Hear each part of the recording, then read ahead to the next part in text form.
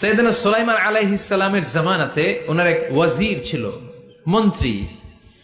ওই মন্ত্রীকে নিয়ে উনি বৈঠক করতেন। ওনার সময় উনি মালাকুল মাউতের সাথে বৈঠক করতেন। উনি বৈঠকে বসেছেন, মালাকুল মাউতও বসা, ওয়াজিরও বসা। হঠাৎ মালাকুল মাউত ওয়াজিরের দিকে বড় বড় চোখ করে তাকাচ্ছেন। বড় বড় চোখ করে তাকানোতে ওয়াজির ভয় পেয়েছে। হঠাৎ মালাকুল মাউত চলে গেল। ওয়াজির বলে, ও সুলাইমান আলাইহিস সালাম, এই যে লোকটা বড় বড় চোখ করে আমার দিকে তাকালো, এটা কে? সাইয়েদনা সুলাইমান বলে, হাদা মালাকুল মাউত। যে বর্ণনাটা বলছি এটা হাদিস না, এটা হচ্ছে ইসরাইলিয়া। ওয়াজির বলে, ও সাইয়েদনা সুলাইমান, বড় বড় চোখ করে যে তাকালো লোকটাকে? সাইয়েদনা সুলাইমান বলে, হাদা মালাকুল মাউত, এটা মৃত্যুর ফেরেশতা। ওয়াজিরের কলিজায় পানি নাই।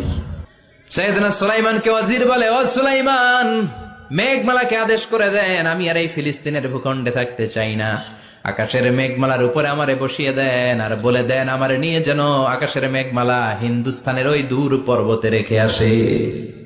সাইয়েদনা সুলাইমান বললেন, আকাশের মেঘ যাও, আমার ওয়াজিরকে নিয়ে হিন্দুস্তানের একটা উপদ্বীপে রেখে আসো। রেখে আসা হলো। কিছুক্ষণ পর মালাকুল মাউত সাইয়েদনা সুলাইমানের কাছে হাজির। সাইয়েদনা সুলাইমান বললেন, ও মালাকুল মাউত, কই ছিলা? কই, একটু আগে হিন্দুস্তান থেকে আপনার ওয়াজিরের রূহ কবজ করে আসছি।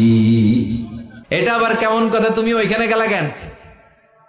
কয়, রব্বুল আলামিন কিছুক্ষণ আগে আমার কাছে পয়গাম পাঠিয়েছে, যাও সাইয়েদনা সুলাইমানের ওয়াজিরের রুহটা কবজ করো।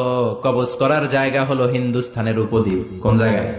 মালাকুল মাউত এসে দেখে সুলাইমান নবীর সাথে মিটিং করে। ওয়াজির কার সাথে মিটিং করে? সুলাইমান নবীর সাথে। কিন্তু ফরমানে লেখা রুহ কবজ করতে হবে কোথায়?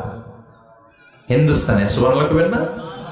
এই জন্য বড় বড় চোখ করে আমি তাকিয়েছি, আর মনে মনে ভাবলাম টাইম তো নাই, কারণ মৃত্যু তো অন টাইমে হতে হয়। এখনই ওর রুহ কবজ করতে হবে। কেমন করে ওইখানে যাবে আমি জানি না, আমি আগে চলে যাই।